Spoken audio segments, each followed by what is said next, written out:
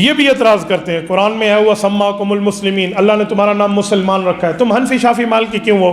میں نے کہا ہوا سماکم المسلمون، تم محمدی عصری اور سلفی کیوں ہو؟ اللہ نے نام مسلمان رکھا ہے تو ہوا سماکم المسلمین، یہاں کہا گیا تو یہ تو ہماری پہچان ہے۔ تو میں نے کہا بچوں یہ بھی ہماری پہچان ہے، ہم کافر کے مقابلے میں مسلمان ہیں، باقی اہل باطل کے مقابلے میں اہل سنت والجماعت ہیں۔ حنفی شافی مالکی حنبلی میں حنفی ہماری باقیوں کے مقابلے میں پہچان ہے، جیسے بلوچی سندھی پٹھان اور اسی طرح پنجابی، یہ ہماری ملک کی پہچان ہے، پاکستانی ہماری قوم کی پہچان ہے۔ تو ایک ایک چیز کی پہچان ہوتی ہے، اسی دین کے معاملے میں گھسیٹنا نہیں کہتے۔ اچھا چاروں مسئلوں میں اتفاق ہے، چاروں حضرات حق پر ہیں؟ میں نے کہا جی ہاں چاروں حق پر ہیں۔ تو عمل ایک پر آپ کیوں کرتے ہو؟ میں نے کہا سارے صحابہ سچے؟ جی ہاں۔ سارے انبیاء سچے؟ جی ہاں۔ تو کلمہ صرف حضور کا کیوں پڑھتے ہو؟ کوئی وجہ تو تم بھی دے دو گے، کوئی وجہ ہم بھی دے دیں گے۔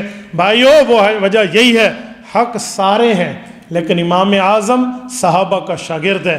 باقی مجتہدین ضرور ہیں پر انہوں نے صحابہ کو نہیں دیکھا، اس نے صحابہ کو دیکھا ہے، صحابہ سے پڑھا ہے، اس لیے یہ امام اعظم ہے، ہم اس کی بات مان لیں۔ ٹھیک ہے۔ اور ایک شبہ یہ بھی کیا جاتا ہے کہ امام ابو یوسف، امام محمد، ان کے مسئلے اور ہوتے تھے اور امام ونیفہ کے اور ہوتے تھے، تو تم امام ابو یوسف امام محمد کی بات بھی مانتے اور امام ونیفہ کی مانتے ہو، کیوں ان کی بات مانتے ہو؟ میں نے کہا سونے پتر تیرا دماغ خراب ہے، جب تجھے پورا مسئلہ پتہ ہو تو پھر بات کرنا۔ میں مقدمہ شامی کو لانے لگا ہوں۔ امام محمد امین بن عمر بن عبدالعزیز بن احمد بن عبد الرحیم المعروف امام ابن عابدین شامی رحمہ اللہ، المتوفى 1252 ہجری۔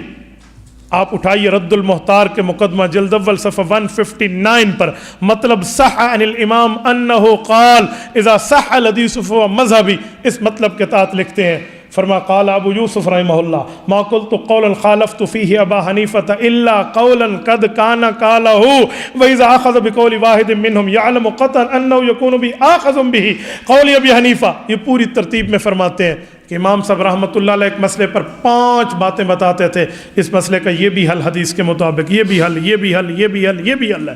پھر فرماتے یہ جو 5 مسائل ہیں پانچوں حق ہیں، تم بھی ماہر لوگ ہو دین کے، ہم بھی ماہر ہیں، اب دلیل کی بنیاد پہ جو آپ کو ٹھیک لگے ہم مان لیتے ہیں۔ تو ان 5 میں کسی ایک مسئلے کو ترجیح امام ابو یوسف دے دیں تو امام ابو یوسف کا قول، امام محمد دے دیں امام محمد کا قول، امام صاحب دے دیں امام صاحب کا قول، ہیں 5 امام صاحب کا۔ میں آپ کو کہہ سکتا ہوں کہ آپ نے گجرانوالہ جانا ہے تو جی ٹی روڈ سے بھی جائیں، آپ موٹر وے سے بھی جائیں، تو دونوں بتائے ہوئے میرے راستے ہیں، جس سے جاؤ گے آپ میرے بتائے ہوئے راستوں سے نہیں نکلو گے۔ ہم امام یوسف کا قول مانے، امام محمد کا مانے، امام ونیفہ کا مانے، ہم فقہ حنفی سے نہیں نکل رہے۔ الا قد کان قالہ، وہی قول امام صاحب کا ہوتا ہے۔ پوری بات مانے، آدھی بات نہ کریں۔